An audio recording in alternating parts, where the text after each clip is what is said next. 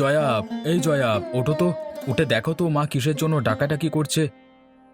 ইস, বুড়িটার জন্য ঘুমিয়েও শান্তি নেই। সকাল হতে না হতেই চেঁচামেচি শুরু করেছে। সারাদিন খাই খাই লেগেই আছে। কিছু দিয়েই তাকে শান্ত করতে পারলাম না। আহ, গুরুজনদের এভাবে বলতে নেই। গিয়ে দেখো না কিসের জন্য ডাকাডাকি করছে। যাচ্ছি যাচ্ছি, মায়ের জন্য দরদ একেবারে উতলে পড়ছে।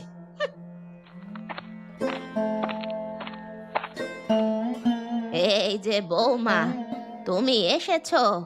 আমি সেই কখন থেকে ডেকেই যাচ্ছি।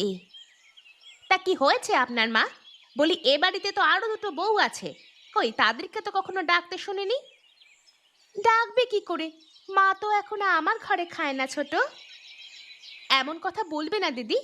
তোমরা দু বউ তো 3 মাস করে মায়ের খাবারের দায়িত্ব নাও, বাকি 6 মাস আমাকেই দেখতে হয়।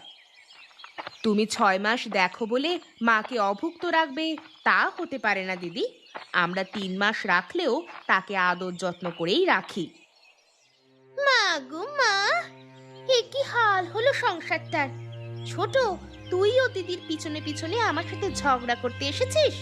দুদিনের ছুরি, আমাকে আবার কথা শোনায়। দাঁড়া, আজ তোর দাদাকে আমি ডেকে তুলছি। এর একটা হেস্তনেস্ত আমাকে করতেই হবে। আহা বৌমা, এতে আবার মেজোকে ডাকার কি হয়েছে? তোমাদের মধ্যে 2-4 কথার কাটাকাটি হয়েছে, তা তোমরাই মিটমাট করে ফেলো। বাহানা, সব ওর বাহানা। মেজোকে ডেকে এখন ভাইদের মধ্যে অনাসৃষ্টি কাণ্ড ঘটাতে চাইছে।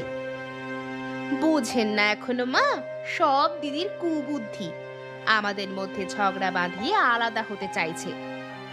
তা তোমরা একসাথে ছিলে কবে বৌমা? বিয়ের পর দিন থেকেই তো আলাদা হয়েই খাচ্ছ। আপনি এখনো বুঝতে পারেননি মা, ওরা আর আপনার দায়িত্ব নিতে চায় না, সেই জন্যই এত বাহানা করছে। এই দেখো দেখো, কি কুবুদ্ধি